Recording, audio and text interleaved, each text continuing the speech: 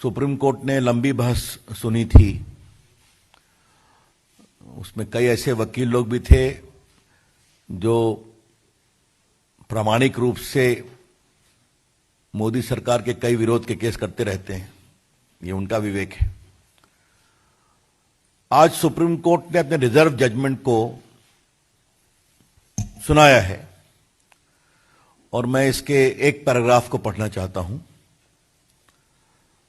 There is no statutory prohibition on contributions made to NDRF, and the contribution to PM Care Fund are voluntary.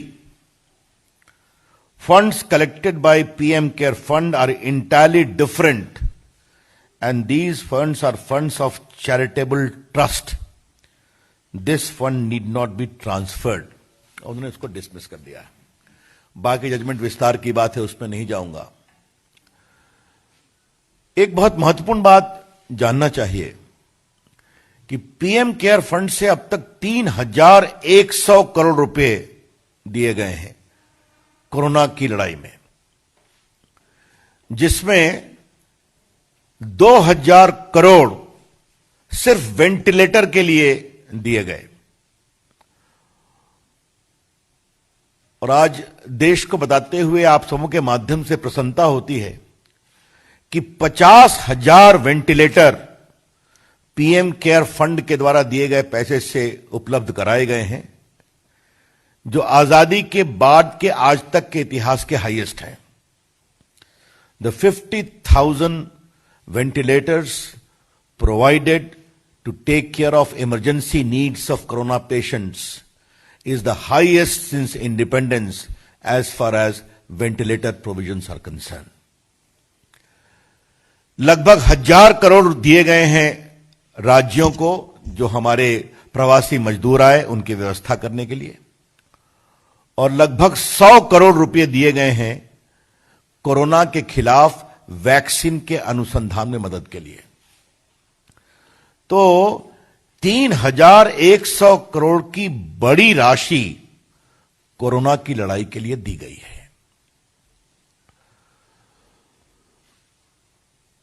हमारे party के मंच से आपको बताया गया है और मीडिया में भी आया है कि किस तरह डॉक्टर मनमोहन सिंह की सरकार के समय राजीव गांधी फाउंडेशन को एनडीआरएफ से पैसे दिए गए थे। आज मैं उसको दोहराऊंगा नहीं। और आपने यह भी सुना होगा कैसे 100 करोड़ रुपया बजट के प्रोविजन में भी किया गया था राजीव गांधी फाउंडेशन के लिए। राजीव गांधी फाउंडेशन एक फैमिली फाउंडेशन था, आपको पता है। और आपने यह भी सुना होगा कि राजीव गांधी फाउंडेशन को चीन के एम्बेसी से और चीन की कम्युनिस्ट पार्टी से भी मदद मिली थी। यह चर्चा यहां से हमारे प्रवक्ता मित्र कई बार कर चुके हैं। और आपको यह भी मालूम होगा कि राजीव गांधी फाउंडेशन ने जो अपनी रिपोर्ट बनाई थी, उस रिपोर्ट में यह भी कहा था कि भारत चीन के रिश्तों को सुधारने के लिए भारत का बाजार चीन के लिए खोलना जरूरी है। You would recall that on behalf of the party we have shown the report of the Rajiv Gandhi Foundation whereby a special study was done which inter alia recommended that Indian markets needs to be opened for Chinese products to make the relationship more stronger. तो Rajiv Gandhi foundation को कहां से किससे क्या क्या मदद मिली है ये आप सभी जानते हैं।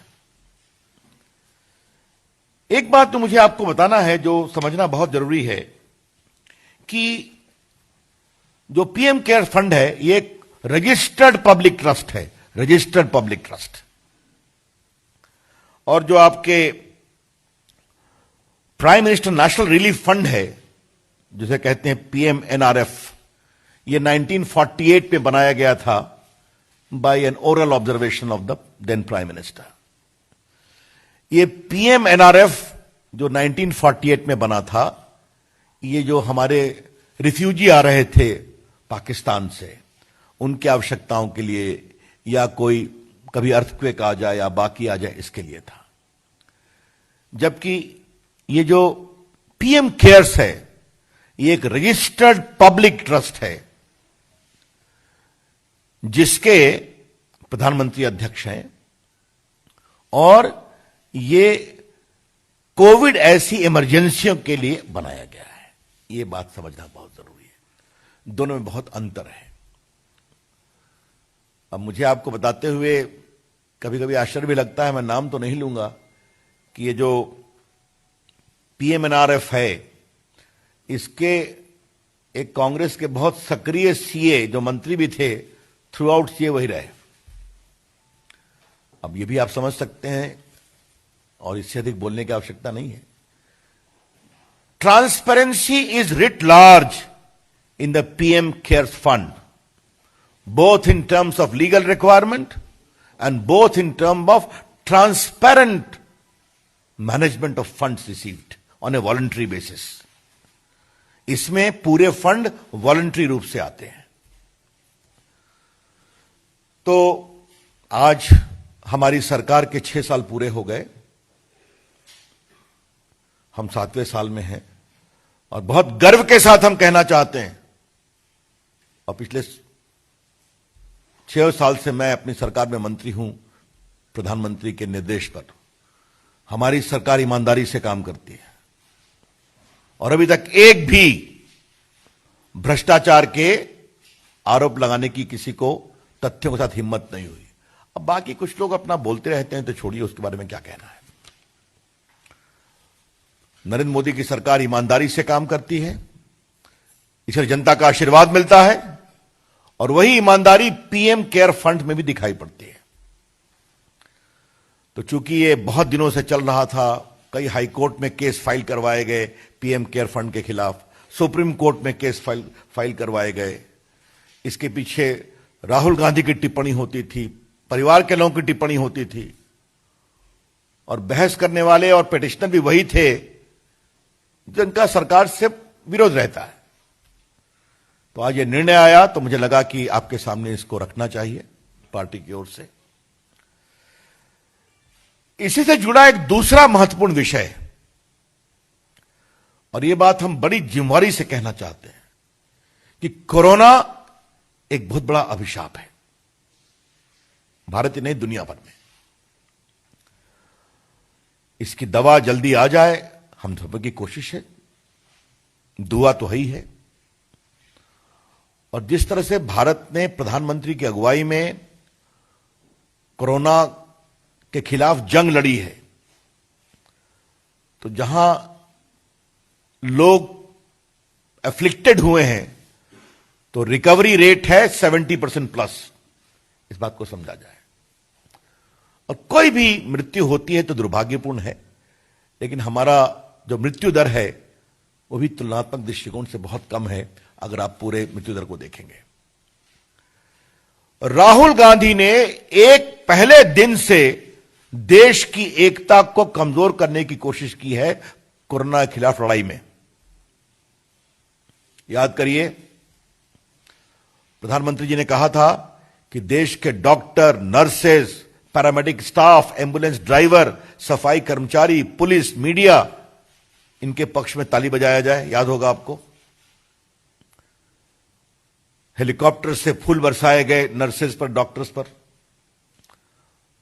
राहुल गांधी ने मजाक बनाया उसका कि ताली बजाने से क्या होगा, और आज पूरी दुनिया डॉक्टरों के पक्ष में सम्मान से ताली बजा रही है, जिसकी शुरुआत प्रधानमंत्री जी ने की थी। जब लॉकडाउन आया तो राहुल गांधी ने क्या कहा, लॉकडाउन से क्या होगा। उनकी बात उनकी सरकार चाहे पंजाब में है या राजस्थान में नहीं सुनती थी। वहां तो लॉकडाउन पहले ही कर दिया गया था, कर्फ्यू भी किया गया था। जब प्रधानमंत्री जी ने कहा कि पूरा देश में आशा के लिए दिया जलाए, मोमबत्ती जलाए, तो पूरे भारत ने दिया जलाया, आशा का दिया, संघर्ष, संकल्प और ऊर्जा का दिया। गरीब ने अपनी झोपड़ी में भी जलाया। राहुल गांधी ने क्या कहा, यह दिया जलाने से क्या होगा। जो आईसीएमआर काम कर रहा था उस पर भी टिप्पणी करना। अब मैं बार बार उन चीजों को मैं रिपीट नहीं करूंगा। और पीएम केयर फंड पर भी हमला करना। तो राहुल गांधी ने एक भी कसर नहीं छोड़ी और कांग्रेस पार्टी ने जो कोरोना के खिलाफ लड़ाई को कमजोर किया जाए राष्ट्रीय संकल्प को। आई रिग्रेट टू से in view of the conduct of Mr. Rahul Gandhi, right from day one, he never spared any opportunity to weaken the national resolve in the fight against Corona. और ये बात मैं आपसे इसलिए कहना चाहता हूं कि बहुत सी पार्टियां जो कांग्रेस पार्टी के साथ हैं, उनके नेताओं ने भी डॉक्टर नर्सेस के पक्ष में ताली बजाई और दीपक भी जलाया था। तो आज जब पीएम केयर्स फंड पर यह फैसला आया है, तो उनके द्वारा एक प्रायोजित षड्यंत्र का सुप्रीम कोर्ट ने बिल्कुल निरस्त किया है उसको, और यह बिल्कुल ट्रांसपेरेंट फंड है पीएम केयर्स का। इसकी ईमानदारी से कार्रवाई हो रही है, पारदर्शी तरीके से इसका निवेश हो रहा है। मैंने बताया, रिपीट करूंगा, 2000 करोड़, लगभग 50,000 करोड़ वेंटिलेटर खरीदने के लिए, 1000 करोड़ मजदूरों के लिए, उनके पुनर्वास के लिए, और 100 करोड़ वैक्सीन की खोज में मदद करने के लिए। तो जो वॉलंटरी बेसिस पर पीएम केयर्स में लोग डोनेशन दे रहे हैं अपनी इच्छा से, उसका सदुपयोग हो रहा है। और जब सुप्रीम कोर्ट ने मोहर लगाई है, तो मुझे लगा कि आज पार्टी की ओर से हम ये चर्चा करें, आपको बताएं, और किस तरह से कांग्रेस पार्टी और विशेष रूप से राहुल गांधी के द्वारा राष्ट्रीय संकल्प को कमजोर करने की कोशिश की गई, जो कोरोना के समय सबसे अधिक आवश्यक थी, उसकी भी चर्चा करना जरूरी है। That's all from my side, open two questions.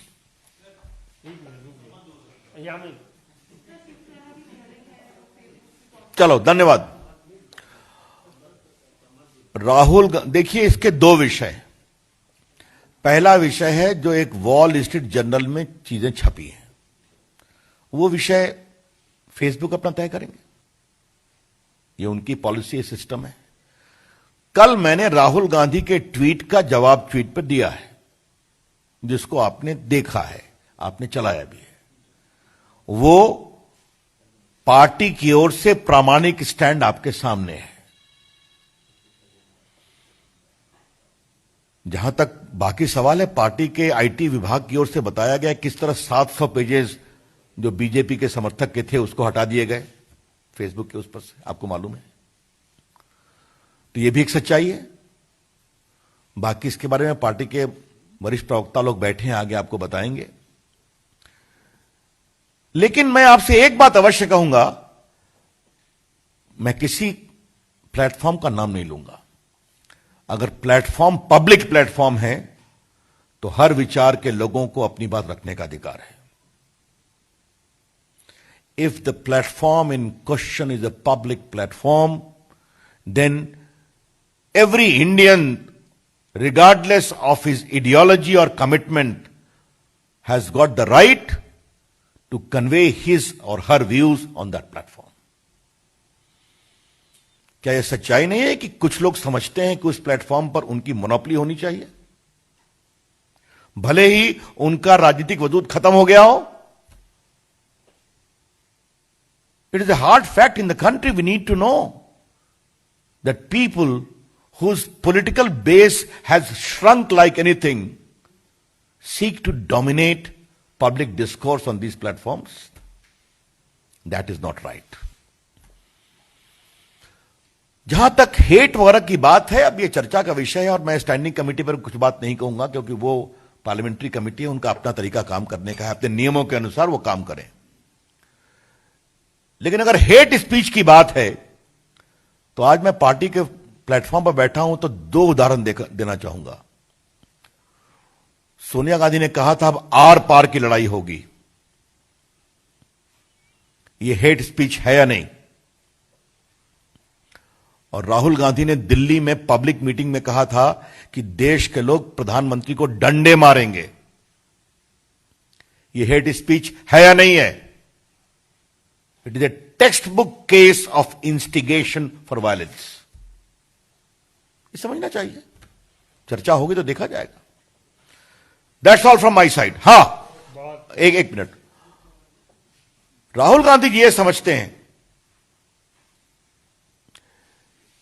कि जो हमारे लायक काम नहीं करता वो संघ, आरएसएस और बीजेपी के दबाव में है। अब इसके बारे में क्या कहा जाए? देश की जनता इसका जवाब देती रहती है। धन्यवाद। Thank you.